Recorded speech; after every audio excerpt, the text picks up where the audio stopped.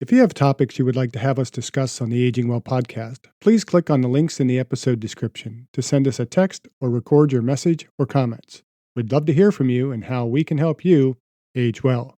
If you benefit from the Aging Well podcast and would like to support the content financially, please click on the Support the Show link or support our affiliates and advertisers.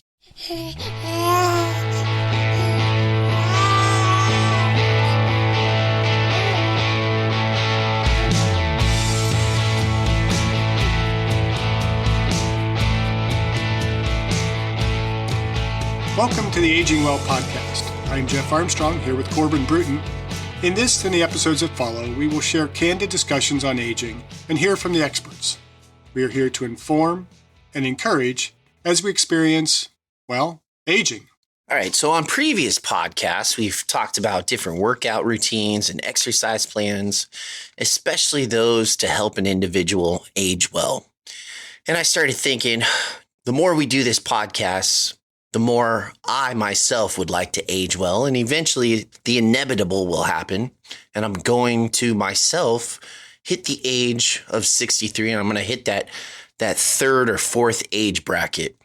And I just was thinking, you know what? Who knows better than what proper exercise routine than Dr. Armstrong?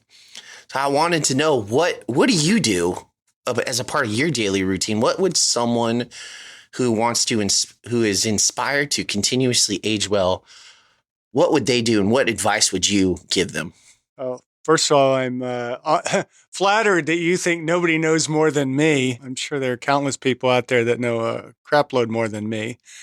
But first thing I would say to respond to that is that everybody's an individual. So you can't just base a decision on what am I going to do based on this is what Dr. Armstrong says I should do. Everybody's got different areas of weakness, different goals. I do think there are certain broader goals that should be considered for somebody who is attempting to age well, particularly as we get into our 60s and beyond. So I think a good place to kind of start before I kind of jump into some of what I would recommend is let's see what kind of recommendations people are going to get if they just kind of go out there on the internet and try and find, what do I need to do? I'm 60 years old. I want to start exercising.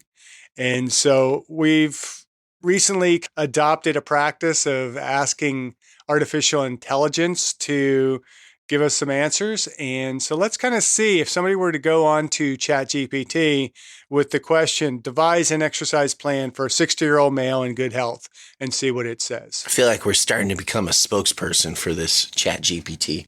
No, not necessarily. But I do think AI has a place, and I think it's going to be where people are going in the future for information.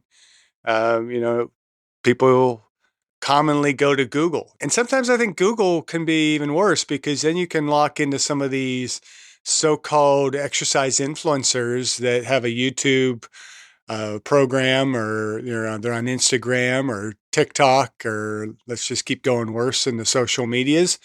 And they get a lot of misinformation. And so I do think ChatGPT tends to bring in a little bit more, I don't know if I want to say scientifically based, but it's drawing information and evaluating that information as best as it's programmed to do. And so what did ChatGPT say in regards to devising an exercise plan for a 60-year-old male in good health? It says, creating an exercise plan for a 60-year-old male in good health is a great way to maintain physical fitness, overall health, and well-being. Here's a sample exercise plan that takes into account cardiovascular fitness, strength training, flexibility, and balance. Please note that it's essential to consult with a healthcare provider before starting any new exercise program, especially if you have any underlying health conditions or concerns. Well, that's very thoughtful. Yes, I definitely appreciate that it always kind of covers its own hypothetical ass when it gives any kind of recommendations, which is a good thing. It should definitely inform individuals that this is not medical information. They should be consulting their physician before following it. But let's kind of go through and just, see what kind of cardiovascular strength training, flexibility, and so on advice does ChatGPT have for us? And so beginning with cardiovascular exercise, it recommends 3 to 4 days per week. Aim for at least 150 minutes of moderate intensity aerobic exercise or 75 minutes of vigorous intensity aerobic exercise per week. Obviously, just restating the American College of Sports Medicine and American Heart Association recommendations, which I would argue are really the minimum guidelines for general health. They're not going to be the best necessarily for performance, and we should try to get as much physical activity as possible. These recommendations, I don't see anything wrong with them. It says start with 30 minutes per session and gradually increase the duration and intensity over time. I would disagree with that. I think, build up to 30 minutes and then from that point, begin to utilize better intensity, more interval training, and those types of things. Unless your goals are much more in the realm of body composition, trying to lose body fat and those types of things. Because once you hit the 30-minute range, you're starting to push beyond what is going to be healthy. It was Kenneth Cooper years ago said, if you are running for more than 30 minutes a day, you're doing it for more than your health. And I tend to believe in that. And plus, as we talk about opportunity costs, we only have a limited amount of time to exercise. Going more than 30 minutes, is it benefiting you more than other forms of exercise might benefit you? What are your thoughts? Well, I think it's really interesting. I do feel that you're correct in the fact that it is going to be determined based on your goals. But the fact that it's asking for 3 to 4 days a week of cardiovascular, and not, me just kind of scrolling ahead, it doesn't primarily focus on the strength training aspect, which we know through a lot of the literature that's out there, and especially what we preach. Strength training, in my opinion, should take a priority over the cardiovascular aspect because, like you say all the time, it's not that difficult to maintain. And I'm wondering if it's pulling information from some of the older literature, and that's how it's gaining that information. 3 to 4 days a week. Well, I still think for the bulk of exercise science and the general health guidelines, this is in line with those guidelines. I'm surprised they only go 3 to 4 days of cardio instead of 5 days a week of cardio, because that's generally been more of the recommendation. And so if you're looking at getting 150 minutes in and you're doing 30 minutes per day, that's got to be 5 days of cardiovascular exercise. And so I think from a health recommendation standpoint, the 3 to 4 days is a little bit of an underestimate.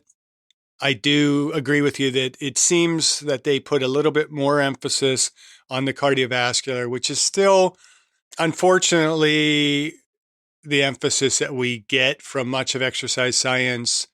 But I do think I hope we're seeing a shift toward a greater emphasis in strength training. Mm-hmm. And so as we kind of jump forward into strength training, it says strength training 2 to 3 days per week. I think that is the bare minimum anybody should be doing in order to not only promote health, but to promote better performance, better functioning, particularly as we're attempting to age well. 3 days a week, you can kind of manage it. To me, that's the minimum. 2 days a week, unless you're talking about 2 days a week per body part, so it'd be 4 sessions per week, then you're probably a little bit better off. But, I think a better recommendation when it comes to strength training is really looking at total number of sets per body part, which is generally, I've seen probably a fairly balanced number would be about 15 to 18 sets per body part per week. You look at bodybuilders that might do one body part per day, which I don't agree with. I would spread that out more frequently as opposed to less frequently. They're doing probably more than that in that single session. But if you can get in 15 sets per body part per week, and we're talking major body parts, not talking about doing 15 sets of bicep curls a week. I mean, I'm not going to promote that at all. I think it's reasonable, but 2 to 3 days, I would go more than that. I'm much more high frequency. Yeah. Yeah, I would agree. I think with strength training needs to be a priority. I think a balance of full body workout. I know that we promote, what did we start calling it? Our Superior 7? You've called it that. Yeah, well, there's nothing better than those 7 movements. I don't think there's anything superior about it. It's just simply these are the 5 basic movement patterns. When we talk about functional performance, those are the basic movements. And for anyone who's not familiar with those, that would be the squatting movement, which we all do, no matter what your age is. If you are able to go from a sitting to a standing position, that is a squat. Sitting back down is a squat. Then there's the hip hinge, which sometimes we just say deadlift. We do tend to pick things up off the floor in much more of a deadlift kind of movement pattern. But we also, we want that movement through the hips, where we're moving using not our backs, but using our hip muscles in order to extend the body and get into that stand-up position. And then you have the horizontal push, horizontal pull, vertical push, vertical pull, and then generally what's also included into that 7 is the carries, which is really more of what I would classify as a functional movement, whether it's like farmer carries, briefcase carries, and the various types of variations that would come with, carrying things. Like all the groceries from the car in one trip. Or, carrying something overhead, carrying it at the sides. There's a lot of different things that you can do with the various carry movements.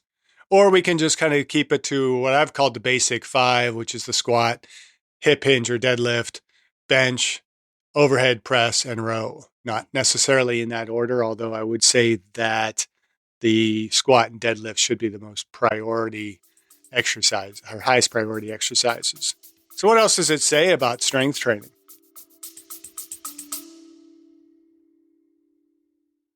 I discussed my epigenetics test with True Diagnostic co-founder Hannah Wendt in episode 162. Epigenetic testing measures baseline and changes in your pace of aging, giving you the power to steer your anti-aging or health and wellness journey in the right direction. I learned that I am aging well. Click on the affiliate link in the episode description, use the promo code AGEWELL, and receive a 12% discount on your epigenetics test and monitor your pace of aging.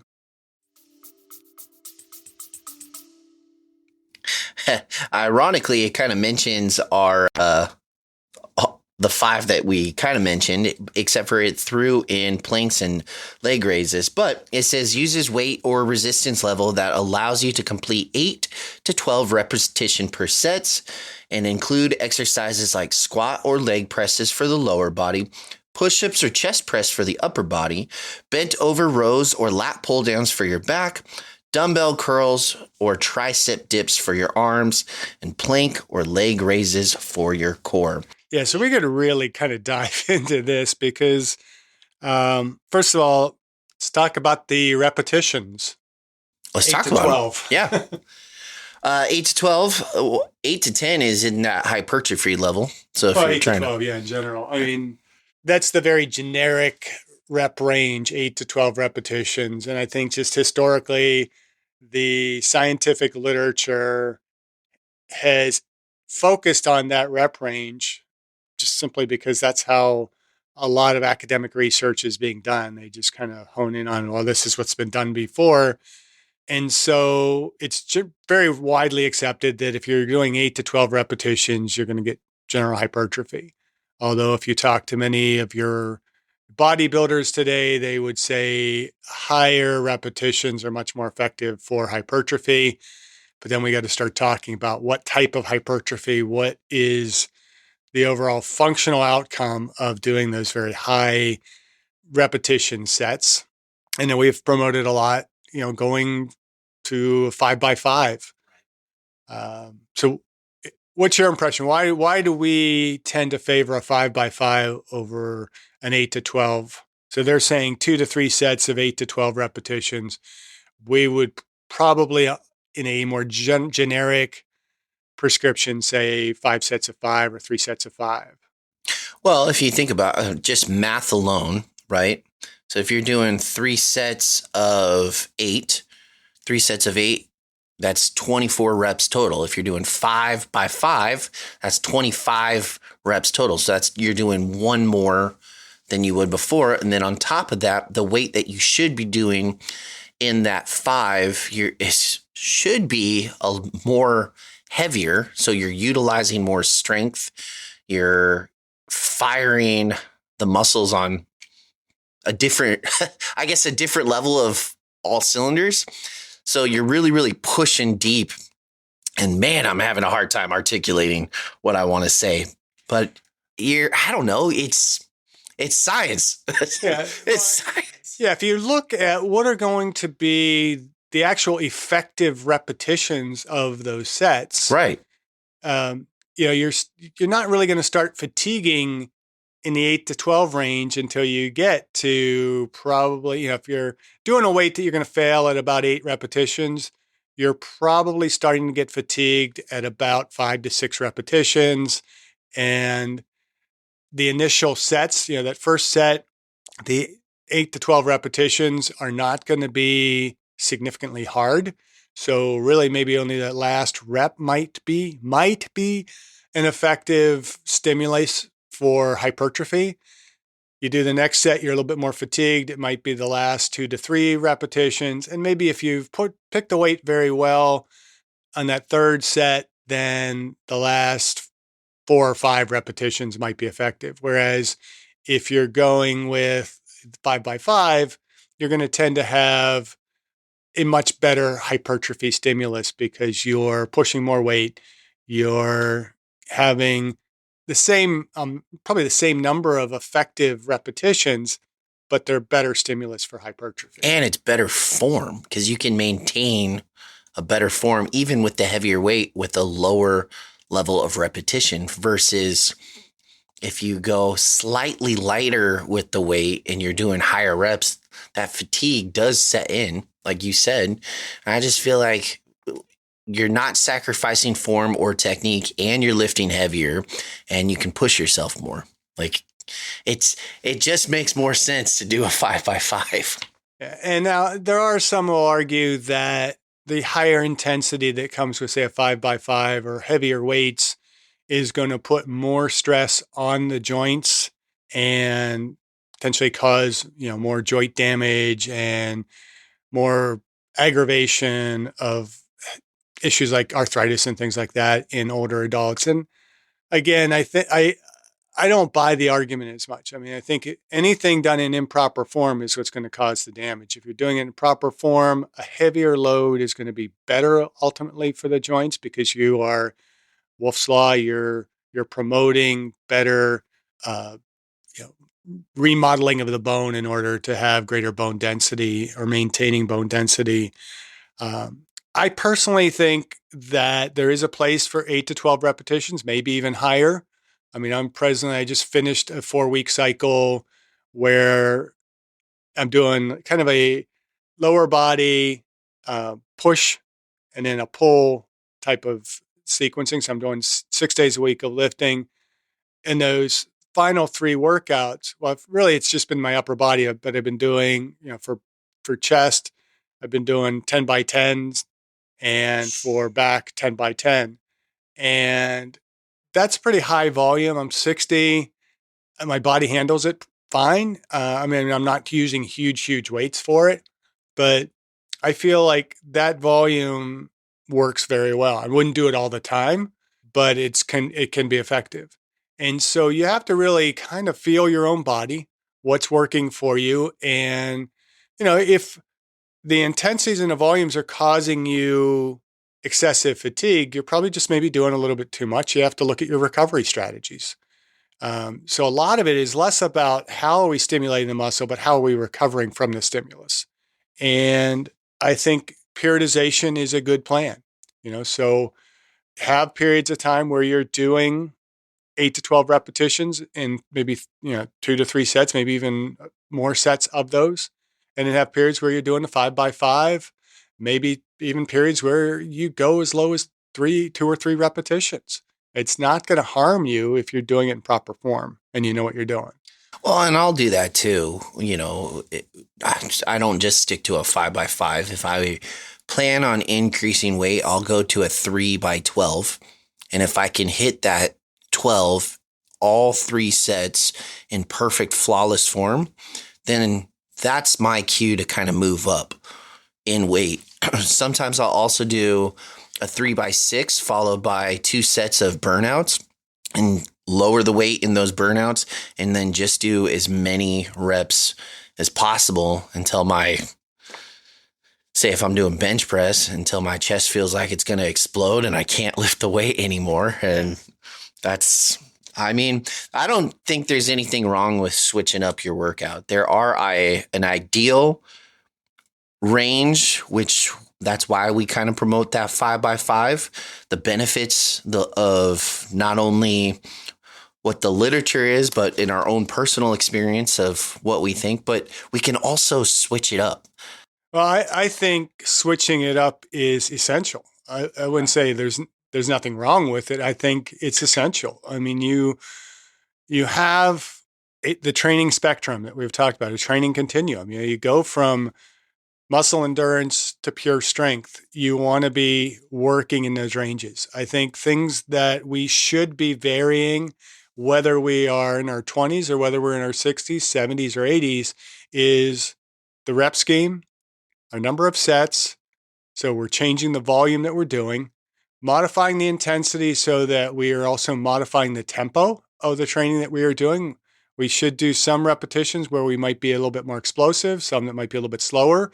Because if you remember from the force velocity curve, there's a range of which we can move certain weights. And we can't move really heavy things fast, and we can't move a lot of weight really quickly. And so we want to, as we age, still maintain a capacity to be able to develop power and speed, as well as maintaining a level of strength. And I don't think it matters by age.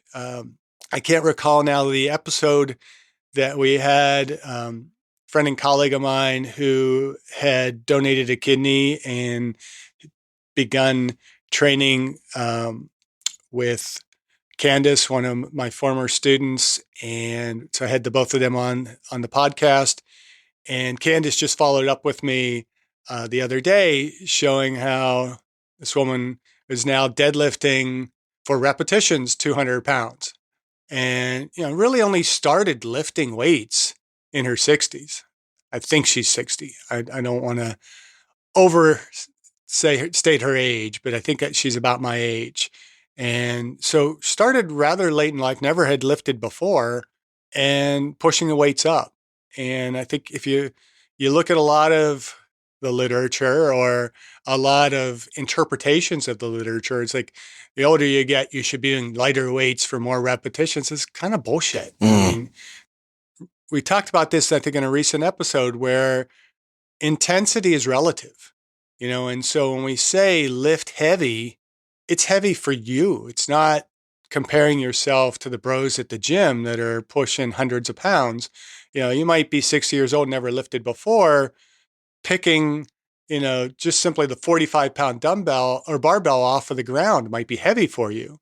Well, that's heavy. Lift it, and try and add a little bit more weight so the heavy gets lighter as we progress. Does that make some sense? Kind of like the carrying the cow theory, right? Yeah, Milo of Crete. Yeah, just carry that calf It's up the the reality mountain. of progressive overload. If you were to carry a calf on your back, from time it's born to its full maturity, you do that daily, you're going to get pretty buff because you're putting on a little bit more weight. As that calf gets bigger and becomes a cow or bull, you're lifting more. And that's what progressive overload is. I don't know how true the whole legend of Milo of Crete is, but it is kind of the reference that we go to when we talk about progressive overload. And maybe where that concept was discovered was, this guy who carried a bull on his back from, time it was a calf to when it was fully matured and got pretty big. Um, I used to joke with, that because carried my son almost every day, and there were periods of time, I forget how old he was, and still kind of he'd be sleepy or something like that, and get him up and get him off to school and stuff. I'd kind of carry him, or sometimes you have to carry him to bed, and I wanted to just keep carrying him as long as I could in life. But it starts getting a little bit awkward for the kid. He's 18 years old. Hey, I want to carry you, carry you. Um, but we still mess around. Can I still pick him up? Yeah, I can still pick him up, and he's about 200 pounds now.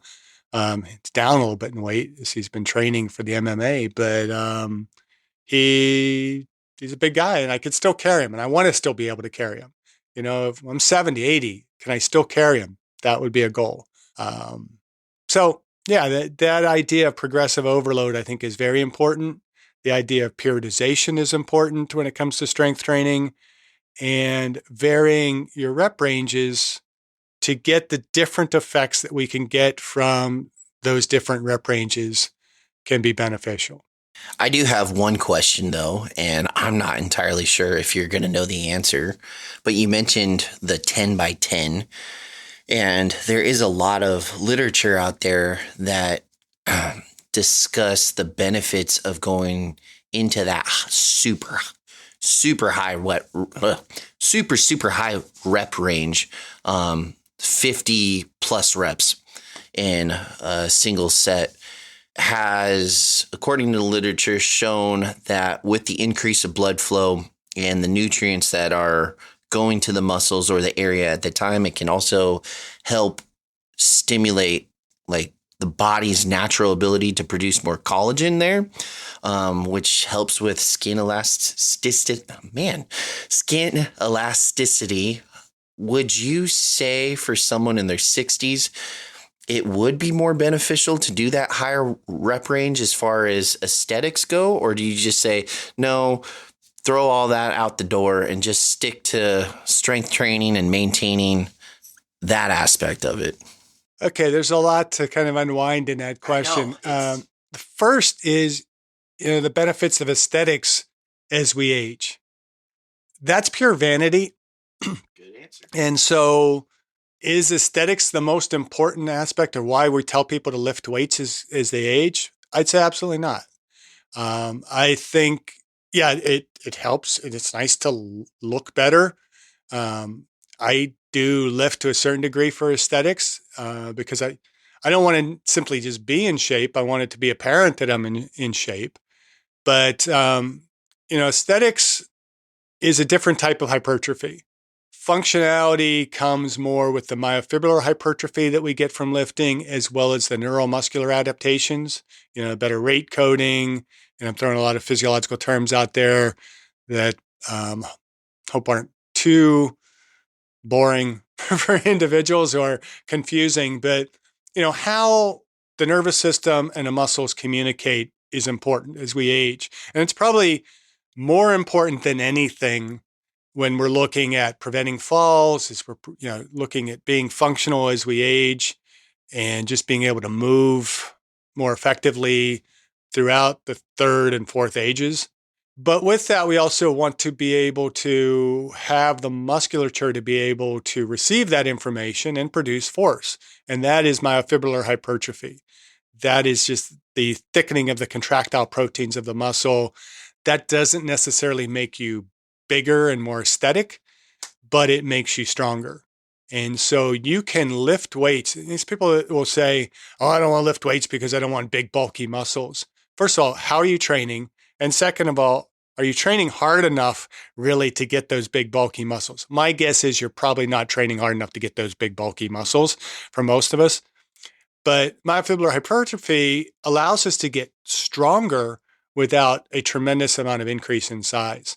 Now, if you want that aesthetic size, or you need the size for, say, sport, or if you're a bodybuilder or physique athlete, then there's what's referred to as sarcoplasmic hypertrophy, which is just simply increasing the volume of the muscle. It's really increasing more of the fluids within the muscle with less of an increase in the contractile proteins.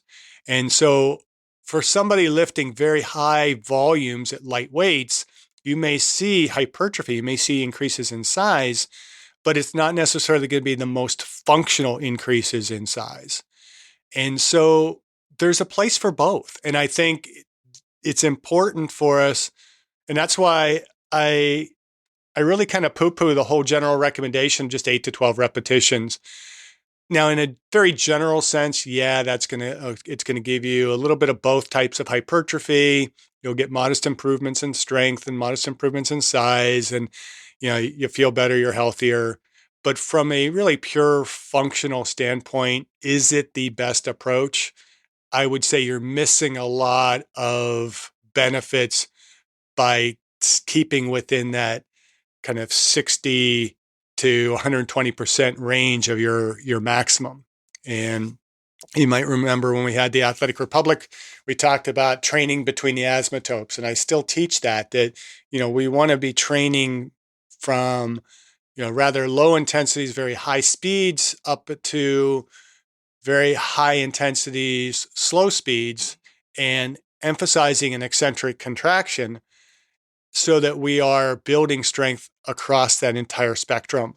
And that requires that we do different types of contractions, different velocities of contractions, and different rep ranges. And so back to kind of the question of doing the benefit of doing those very high volumes, those high repetitions, there is some benefit to that. It's going to be more muscle endurance and more sarcoplasmic hypertrophy, but it has its benefits. And it's also going to be less stressful on the joints to a certain extent. I mean, there's repetitive movement in there, so that still has some stress on the joint, but stress can be good if done properly. And so I will often do certain high volume rep ranges. There does seem to be, where 100 repetitions is a sweet spot. I don't know if there's enough literature in that to say that it is an absolute. But generally, probably somewhere between 50 and 100 repetitions of an exercise is going to give you the most optimal hypertrophy. And so you can do those in 100 single repetitions, so 100 sets of one repetition, or you can do one set of 100 repetitions. And you're going to get similar benefits, although you probably lift a little bit more if you're doing fewer repetitions with some rest in between than you would if you're trying to do 100 consecutive repetitions. I've done all of that. And that's why I emphasize, I think it's important to do a little bit of all of it. There's different ways that you can break up 100 repetitions. When I was in high school in wrestling, my coach, Dave Kling, introduced us to what I call 100s, where as a team, we'd have the captains they'd do 2 push-ups, team would do 2 push-ups. I'm sorry, 3. Do 3, then they do 3, and then you go 4, 5, 6, 7, 8, 9, 10, 9, 8, 7, 6, 5, 4, 3, 3. And so that all adds up to 100 repetitions. And those are pretty strenuous. And you can do those with almost any kind of exercise. A little bit more time consuming, but you can do it. You can do a set of just crank out. If you can get up to 100 repetitions, do as many repetitions as you can. Take maybe a 15-second rep. Do as many repetitions as you can until you've completed the 100. I also do what I call 40, 30, 20, 10s, where you do the first set at 40 repetitions, take a rest, 30 repetitions, rest, 20 repetitions, rest, 10 repetitions. And I'll do that in a progressive format where I'll do a lighter weight for 40, maybe add 10, 20 pounds, do the 30, add 10, 20 pounds, do the 20, and then add 10, 20 pounds and do the 10. And those are a killer workout for volume and still building a little bit of strength in there, but it's for a different goal than just simply building strength. Other schemes that you can do in there, you could do the 10 by 10. 10 by 10 is not designed to build strength. It's designed to build muscle hypertrophy and sometimes just build up muscles that maybe you want a little bit more hypertrophy in. And those can be pretty grueling, but I've tried, I saw a recommendation once of doing the 10 by 10 squats 3 days a week instead of just 1 day a week. And I did that for a cycle and it was a killer, but I got stronger and I got a little bit of size from it. So Yeah, there's a lot of different things that we can do. So a very generic recommendation of just 8 to 12 repetitions is a little too general for me. Hmm. Any other thoughts on repetitions and set schemes? No. What's interesting is everything that you're talking about, although we started the podcast talking about that third or fourth age and what exercises would go good, but the more we talk about it, it doesn't just limit itself to that third and fourth age. Anyone can be doing these reps at any phase of their life, depending on their goals, depending on what they'd like to achieve. If they want to go, if they want to just gain strength, maintain strength, if they want to have that aesthetic look, if they want to build that endurance for whatever sport event that they're playing. I just feel like strength training, no matter what rep range you want, it all kind of just keep doing it, you know? Oh, yeah, keep doing it or start doing it. The basic principles of exercise do not change when you have a birthday. Right. They are the same. The body responds. Maybe there's a slight decrease in the response as we age. Obviously, if you start at 60 and you want to become a bodybuilder, you are not going to get the physique you might have gotten if you had started when you were 18 or 20, but you're still going to see some progress. And there's some really old bodybuilders out there. Some of them I look at them and say, they basically have just leaned out a little bit. They could probably gain a little bit more size, but it's possible to see benefits from the exercise as we age. Now, the earlier we start and the more gains that we see, the less we're going to see as we get older. And in many cases, the more we might have to back off from that training as we age, because the more muscle you build, the more strength that you build, the more stress that does put on your body. And so I'm not saying that, we should be progressing toward a level of powerlifting and strength training that a 20, 30-year-old might be able to do, but we can follow those same general principles and gain strength. And as you gain that strength, you're going to see a bit more as time goes on, training goes on. The results are going to be smaller and smaller as the training goes. But from the initial standpoint, if you start training, never trained before, you have a great capacity to put on a significant amount of strength, even in your 70s and 80s. Yeah, are you going to put in as much as you could have in your 20s? No, but you can get stronger. You can add muscle as you get older. And so let's talk a little bit about the exercises that they recommend. You kind of alluded that it somewhat follows our basic 5, or if you want to start calling it the superior 7.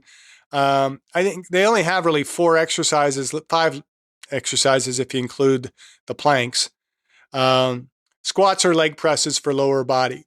I am a huge fan of squats, and whatever type of variation of squat you can do it. Whether it's maybe just starting with body weight squats. If you are more advanced in age and have not trained before and your muscles are weak, simply being able to stand and sit may be a bit strenuous for you. So doing that in multiple repetitions and sets is going to begin to build strength, but eventually you have to add some weight to that. I think a great beginner squat is the goblet squat, because it actually teaches the form, gets you into that full range of motion, works on mobility a little bit more, but you're going to get limited as the stronger you get with that. Plus, it helps with full range of motion, right? Too. And that's the key: is if you're going to be squatting, whatever your age, do it for a full range of motion. You often hear the phrase "ass to grass." It doesn't necessarily mean that your butt has to go all the way to the ground. It's what is your functional range of motion? And first of all, is that a full physical range of motion for you, or are you maybe limited by mobility issues that need to be improved upon to get more mobility, to get more range of motion? But you want to go through a full range of motion and not limit that. And don't let anybody tell you that going below parallel is going to be bad for your knees or even bad for your back or any of that kind of stuff. If you are squatting properly with proper load, you're not going to get hurt. Which is so interesting because I remember getting my personal training certificate and taking the courses and the classes, and I distinctly remember at the time through ACSM, ACE, and NASM, all three of those booklets, even going in and taking the test to get the certification, it was strongly advised that as a personal trainer, you shouldn't be having your clients go.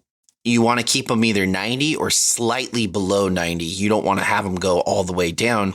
But there's no denying the benefits of having that full range of motion or performing that ass to grass. There's no denying the overall benefits, and to stick to only 90 or slightly below 90 is insane, because that's where a lot of knee injuries can take place if we don't allow the body to perform that full range of motion that it was designed to do in the first place. It's so mind-blowing to me that the actual you hire a personal trainer in order to get you in better shape, to be the expert, to walk you through stuff, and yet even taking those classes or those courses, it's limited. I don't know. I always thought that was super weird and strange. I honestly think that for most people, you humble yourself at the door of the gym, decrease the weight to a weight that you can do through your full range of motion. And one of the things that I teach my students is when you're teaching somebody how to squat, first thing you do is have them squat down into that kind of primal squat position. Get down as low as they can. Let them position their hips and their feet and even their torso to a certain extent to be able to get down as low as they comfortably can. Because you look at cultures around the world, we tend to limit ourselves in the US, by sitting in chairs all day, every day. And there's a lot of cultures out there that, they don't have chairs everywhere they go, and they just kind of squat down the field to maybe to eat or whatever. And they get down in that deep kind of primal squat position.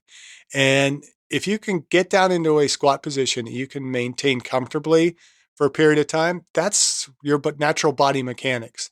That's roughly how deep you should be going into your squat. You don't have to go all that way down, but go as close to that as possible. And if you can't get up from it with weight, then you practice getting up from it and going down into it without weight until you can manage doing it with weight. And then you start looking at, if you're going to add a bar, your bar positioning, can you still maintain that form in order to get down and up out of that squat position?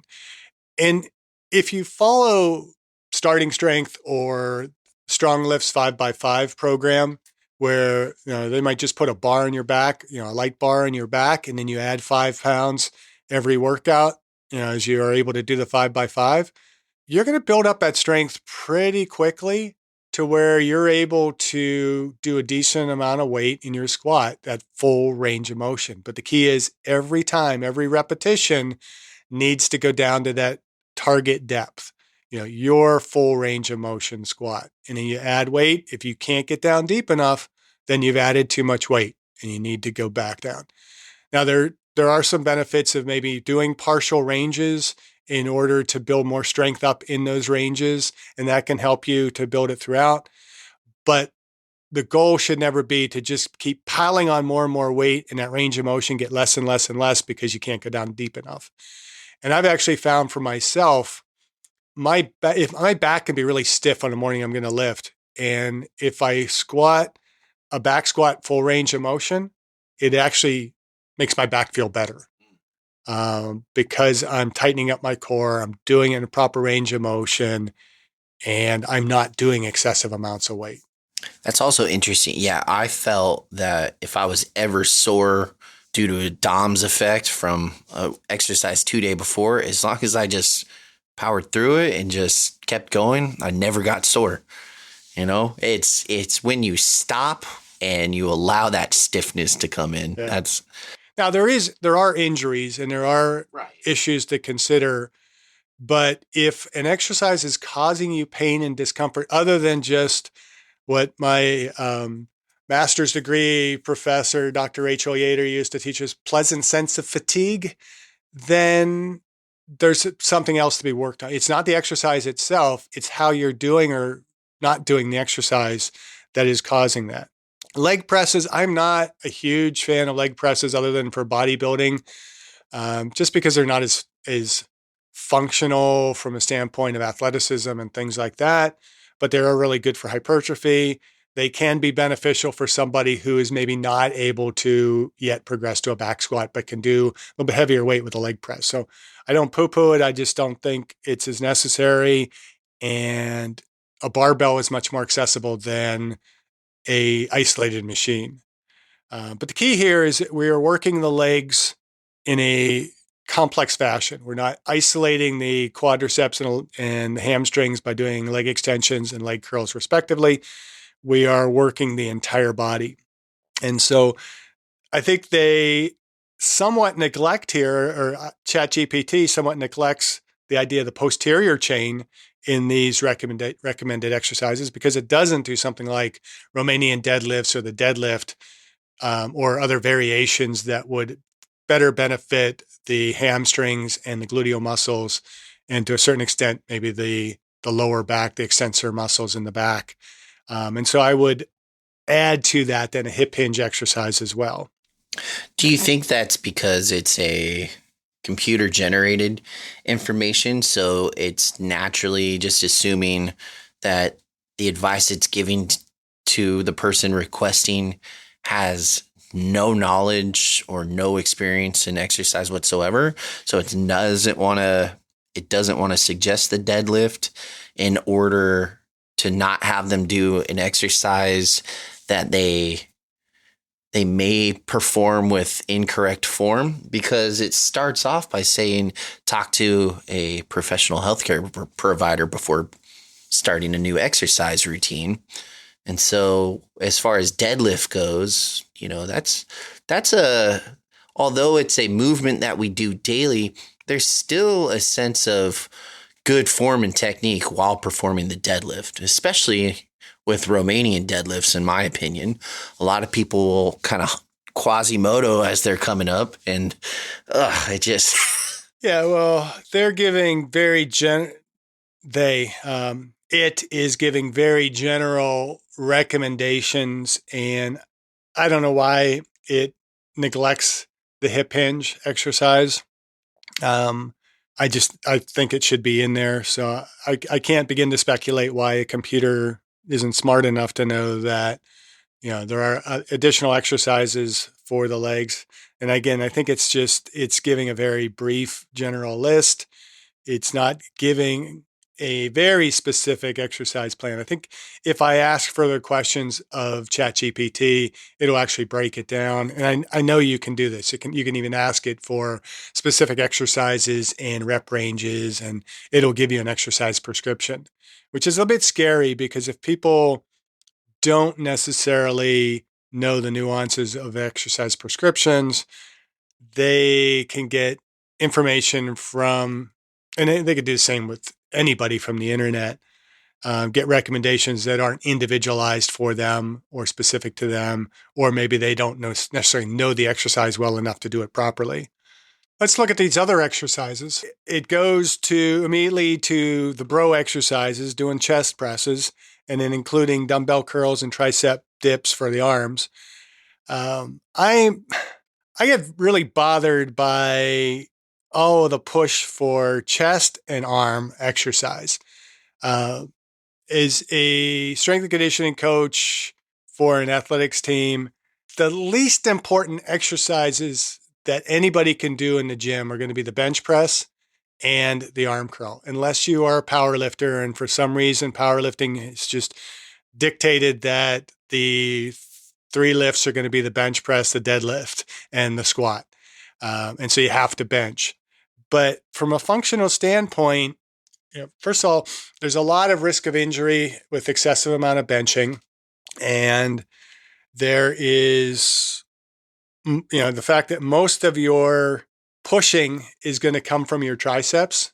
And so the need to do more tricep exercise on top of that is not as necessary, other than to improve your bench.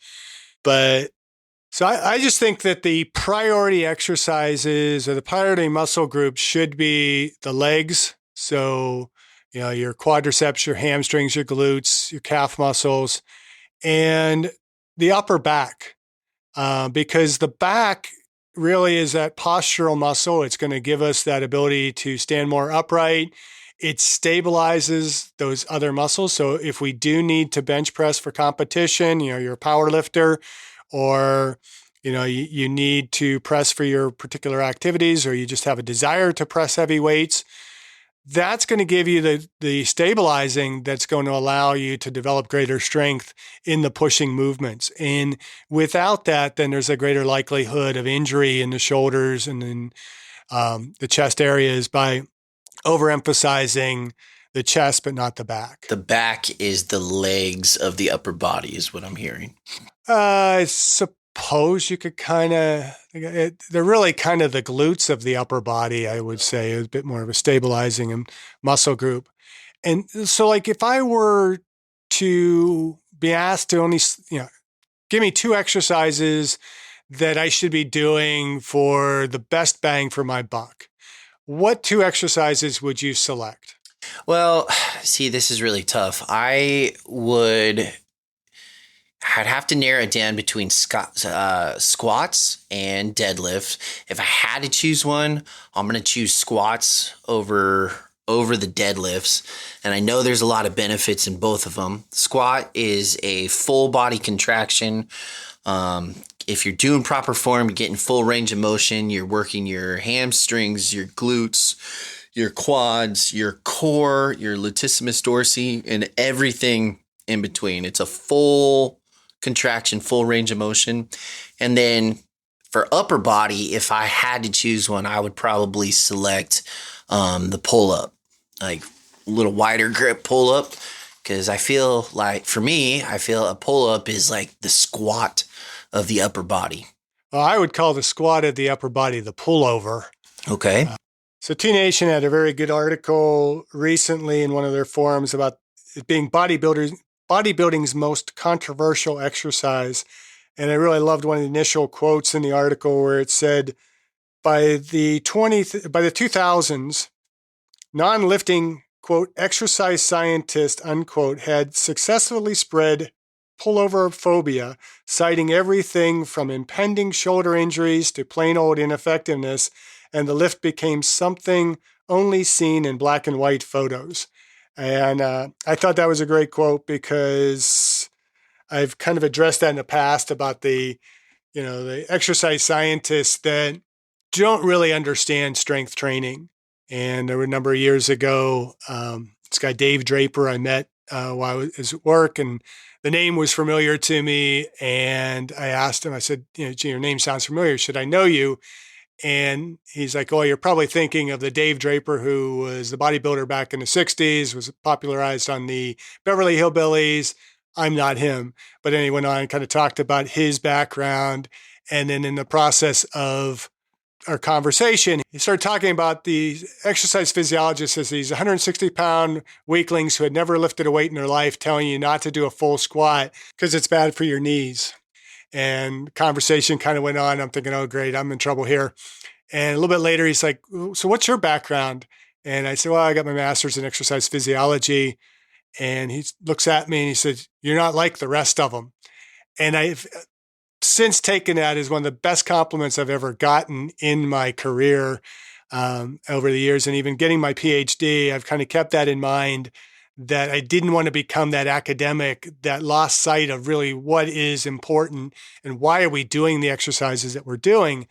And when I trained Nautilus as a teenager, that pullover machine that Nautilus created was the best exercise. It hit everything. You're getting a really full range of motion. It was great for mobility. You work the lats, you're working the pec muscles, you're working the shoulders. It was a great exercise. And you can still, with a barbell, do a very similar exercise. As long as you do it in proper form, it's really hitting that upper body pretty thoroughly. And if all you did were those two exercises 3 times a week, or maybe you did 6 workouts a week, one day you're doing squats, next day you're doing the pullover, and say you're doing 5 sets of each, short workout, concise, you're hitting all those muscle groups, it's going to be very effective. Now, would I recommend doing just 2 exercises in a workout? Absolutely not. But if you want bang for your buck, those are the exercises to go to. And with the squat, I'd go as far as saying the Zercher squat over any other squat for hitting more of the body, because of the way you have to stabilize the bar, hold the bar, you're really getting significantly more contraction of the upper trunk. The back muscles, upper back are really contracting. The biceps are contracting. It's very good for posture and core, as well as for strengthening all of the muscles of the lower extremity. I feel like you get the same with goblet squat though, but ever since you kind of introduced me to the Zercher squat, there's no deny it is a game changer. It's definitely different. If your forearms can take it or that little elbow crease can take it, then yeah, I'd back you up in that statement. You could take it. You just have to build up to it, and maybe use some kind of protection between. I mean, I'm okay with a foam pad. I prefer to just use neoprene sleeves. My son, he can Zercher squat well over 300 pounds without having any kind of arm guard, short sleeves. It's like, dude, how do you do that? But I'm a man. yeah, it, you prepare yourself to do it, and a sweatshirt, neoprene sleeves, pad, something that give you a little bit of cushion is going to allow you to lift a little bit more weight. Why I favor that over the goblet squat is the goblet squat holds in a little bit different position, so you don't get quite the same activation in the upper trunk. Although I strongly encourage it as a beginner exercise. And with the Zercher squat, you're able to hold more weight than you're likely to be able to have access to in a gym. You think of what's the heaviest dumbbell that you have access to in a gym. If you're lucky, or at a gym, it maybe goes up to 140, even 160 pounds. But can you comfortably hold that dumbbell in that position? And what do you do when you get beyond that? But most gyms don't even go up to that. If you're going to most commercial gyms, they might only go up to 100 pounds tops. And the Zercher squat, theoretically, I mean, you have an infinite amount of weight that you can hold on a barbell to be able to, not an infinite amount, but you know what I mean? You can go pretty damn heavy with a barbell and 45-pound plates to do Zercher squats. I mean, if you can do a 400, 500-pound Zercher squat, you're doing a pretty impressive squat. Well, and then going back to the pull-ups, I feel like with the pull-ups, that also can just completely eliminate the individuals that want to do biceps and triceps because it's all included. I think it is interesting that I chose pull-ups and you chose pull-overs. And like you said, my only experience in my generation is only seeing those old black and white photos or seeing the older videos with like Mike Menser doing the pullovers. But it makes sense because you are getting that full range of motion and you're getting that full upper body activation from triceps, delts, biceps, chest, back, and core all in one motion. And then on top of that, with the with the contraction, you're also getting the almost like a full range stretch as well. And I think that kind of ties into the next thing, a good segue as far as flexibility and stretching. Yeah, and so that's the next category that ChatGPT addresses is flexibility and stretching. It says incorporate stretching into your daily routine or as part of your warm-up and cool-down during workouts. Focus on major muscle groups, holding each stretch for 15 to 30 seconds. And consider practices like yoga or Pilates for improved flexibility and balance. I don't think there's anything necessarily bad about that recommendation. I would emphasize that stretching should be less of a part of your warm-up and more of a part of your cool-down, because your muscles are going to be more deformable. The muscles and connective tissue will stretch more effectively post-exercise after the muscle is heated up and warmed than it will when it's cold at the start of an exercise. Too much stretching at the beginning of exercise can decrease the amount of force output that we have. So you're not actually going to lift maybe as much weight or produce as much force. Now, whether it needs to be daily, I am not really the best proponent of stretching. I believe in stretching, but I believe on a stretching is necessary basis, not necessarily daily stretching. Because if you're already mobile, you already have an adequate range of motion. What are you doing to really improve on it by stretching daily? And if you're doing exercises through their full range of motion, you are maintaining that flexibility without having to spend a significant amount of time stretching. Dynamic stretching. Yeah, dynamic. Well, but I don't think of dynamic stretching as stretching per se. I think that is part of the warm up. It is progressing your body into its full range of motion in preparation for the exercise. It's not necessarily improving on your range of motion. But unless you're a gymnast, you don't necessarily need a significant amount of flexibility. You need the flexibility that allows you to function for your daily activities. Can you reach down, tie your shoes? Can you touch your toes? You're not going to strain yourself if you reach behind you. You have adequate flexibility and you're doing exercises through your full range of motion. You don't have to spend time stretching anything other than what is either causing you problems or needs to be improved. Right. When I was younger, I used to, especially in college, I used to be kind of an advocate for promoting people to add either yoga or Pilates because there was no denying the benefits. And then the older I got, it just seemed kind of silly doing a either a downward dog or a warrior 1, 2, or 3 pose. And I'm like, well, this is kind of ridiculous. And then my stretching is a part of the cool down portion. Like you said, don't do it as a warm up. It's like pulling a rubber band out of a freezer. You want it to be nice and warm, otherwise it'll snap. I just kind of transitioned to more of that athletic style stretching, just focusing on the hip flexors and the other joints to allow me to go through that full range of motion for my future exercise in the past or the next day. So I just kind of used it as a kind of like a recovery after the workout, but not necessarily a recovery, just something to stretch those muscles out and get more blood flow too at the end of the workout. I think if you have the time to incorporate yoga workout into your week, then you really should, because there are greater benefits to just to doing yoga than just simply improving our flexibility. Um, there's a lot of kind of, as we'll talk about here shortly, I think the mindfulness that comes with yoga. I refer our listeners back to episode 46 when we had Will Thomas, and he kind of gave I think it was about a 2-minute yoga practice that, can really hit the whole body pretty effectively. And honestly, I need to do that a little bit more, but it's a very effective program and I think worth kind of incorporating into your daily activities. But, when we look at flexibility and stretching, I think those practices that come from yoga and yoga type of movements can be incorporated throughout the day in small doses and be effective. Whereas you can't just kind of stop in the middle of the day and sit down, get down and do a hamstring stretch or something like that, because it's not going to be as effective. It's only going to be most effective after the workout.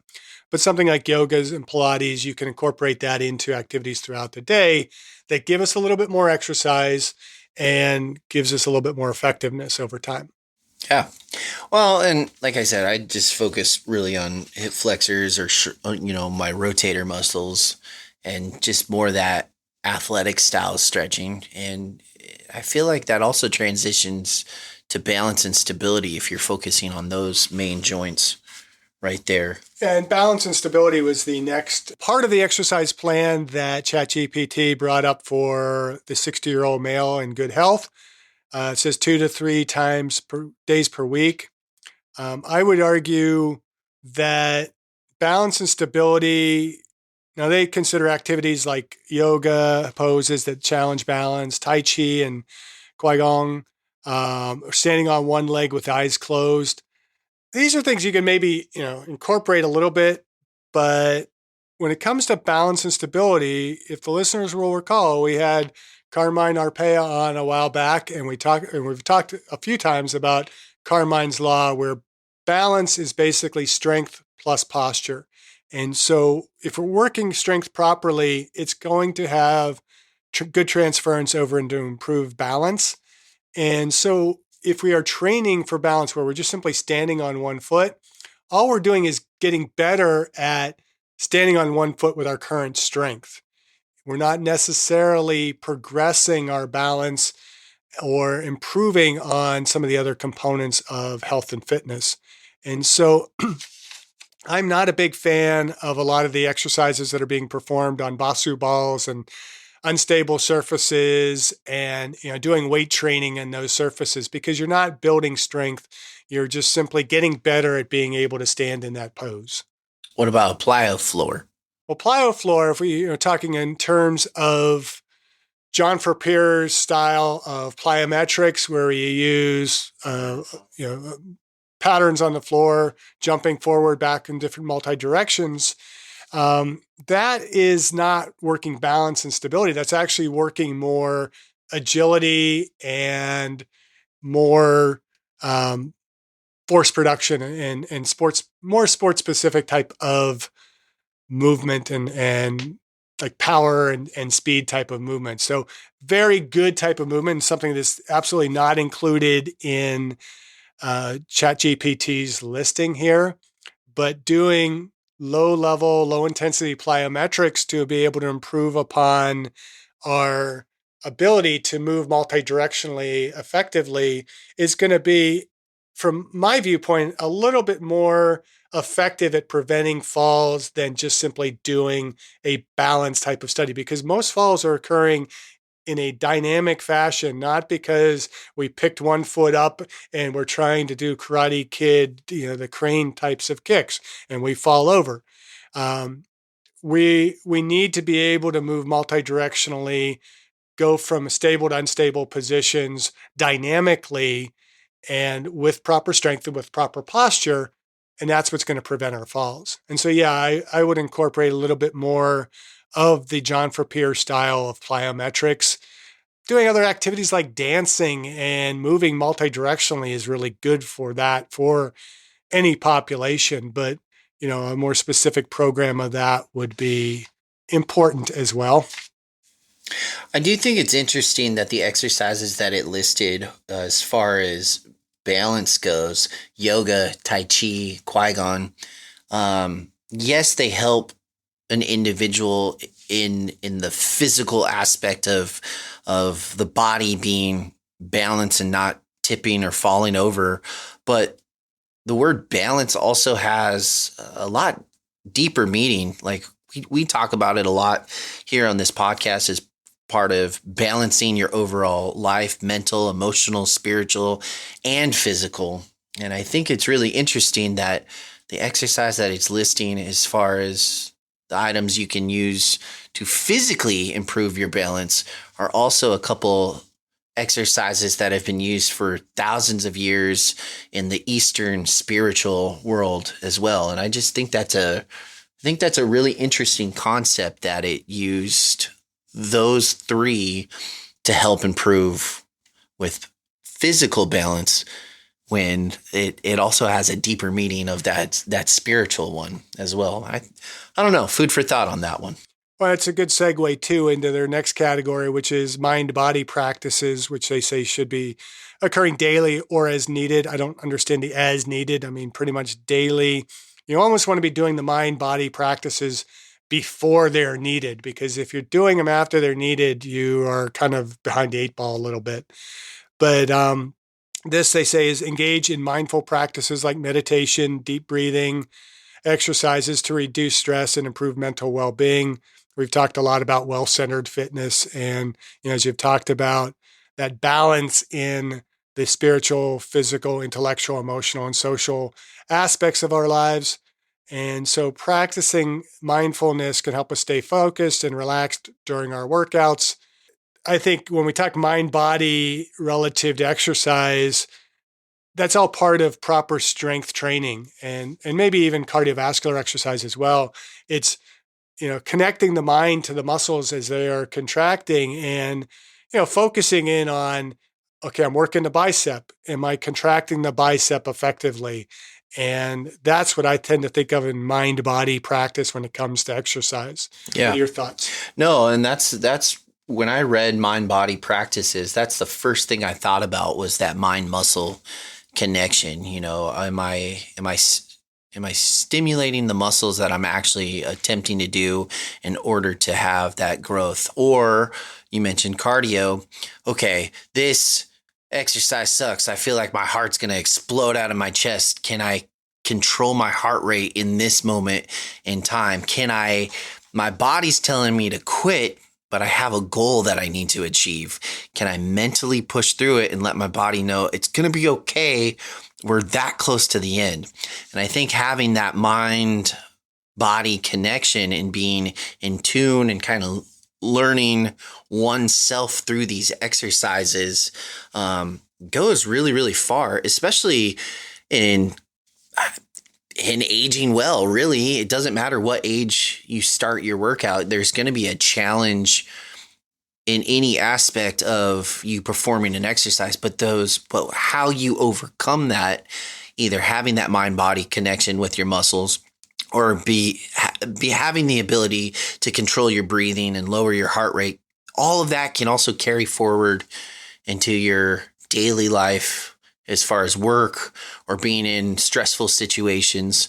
And then also in between your reps, in between your workout, just kind of visualizing yourself going through the motion in order to hit that next PR, or visualizing yourself just properly executing the exercise with proper form. I think that's what I think when I read mind body practices. Yeah, so I mean, it's a pretty broad category, and I think it is something that should be practiced constantly, really. I mean, being in tune with your body. Next category is outdoor activities as desired. I think that's not necessarily part of exercise. That's part of just increasing your physical activity. Spend time in nature, engage in outdoor activities. Get your butt out and move as much as possible. That should apply to anybody, whether you are 60 years or younger, 60 years or older. If you want to maintain good health, you got to be active and doing more, and ideally doing more of that outside. I think the next two bullet points really kind of go hand in hand. Recovery, hydration, and nutrition. These are very important aspects of exercise that we tend to ignore.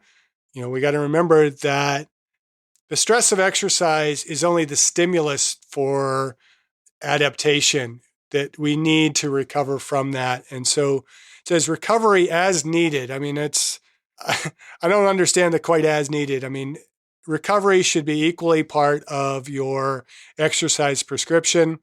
You want to make sure that you have appropriate amount of time between workouts.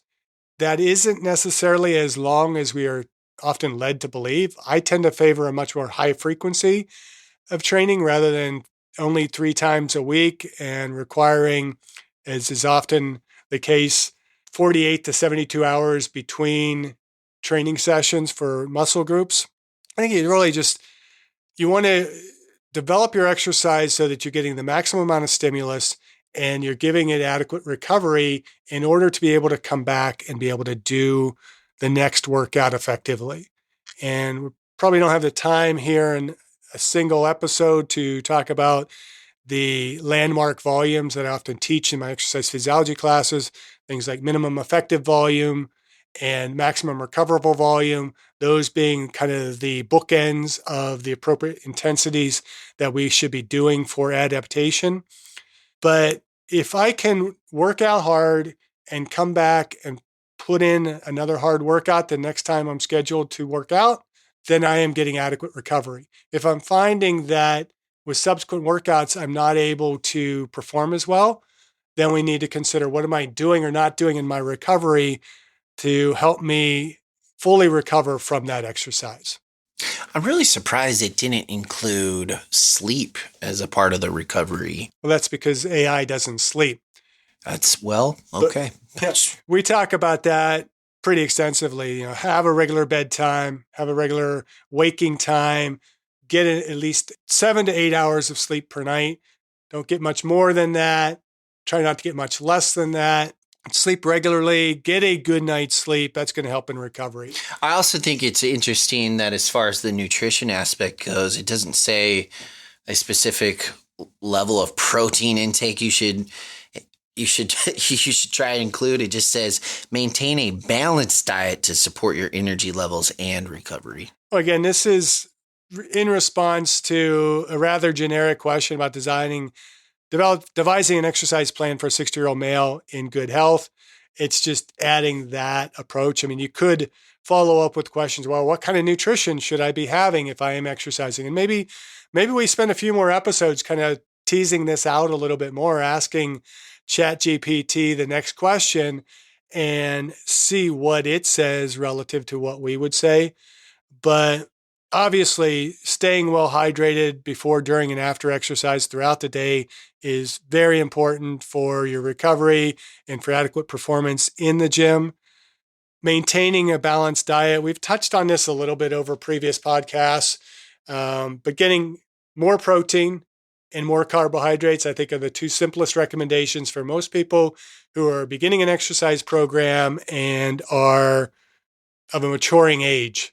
For a 60-year-old, we're probably going to need more protein and we're probably going to need a few more carbs, just making sure that we're in proper caloric balance to not be gaining fat, but are able to fuel the muscle to be able to grow. So I think, we might want to follow up with this in some subsequent podcasts and ask ChatGPT a few more questions relative to the exercise prescription for a 60-year-old male in good health. The last bullet point is consultation with a professional. It says consider working with a fitness trainer or physical therapist who specializes in geriatric exercise to ensure you're using proper form and creating a safe, effective exercise plan. I really take offense to the geriatric exercise. They said the G word.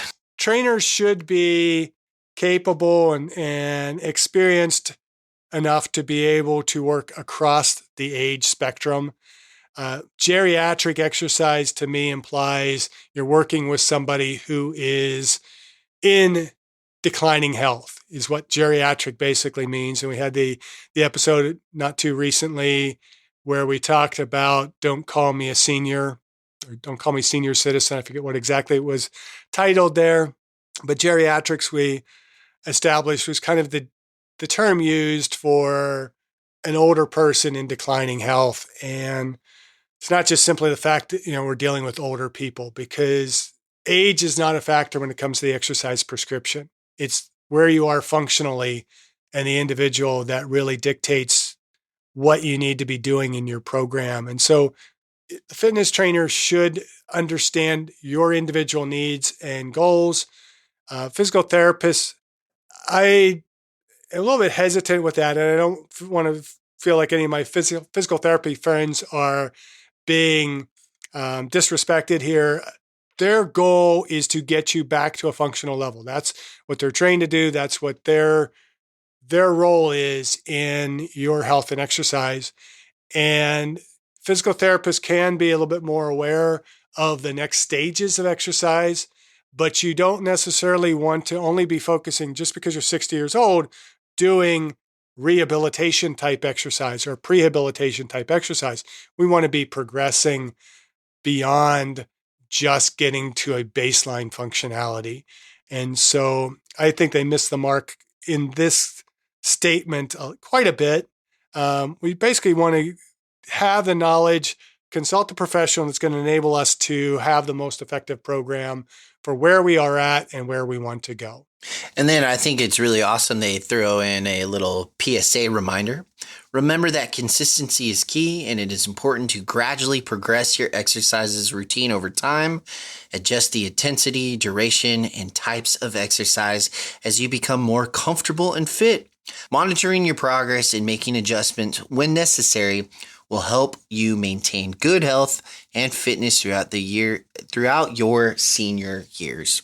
Yeah, so basically, and I think we're going to need to elaborate a bit more on the specifics of the exercise prescription, but you need to be consistent with what you're planning on doing.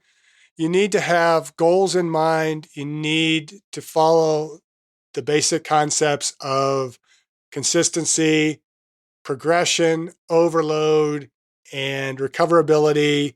And if you continue to do that and work out hard enough, you will age well. Thank you for listening. I hope you benefited from today's podcast. And until next time, keep aging well.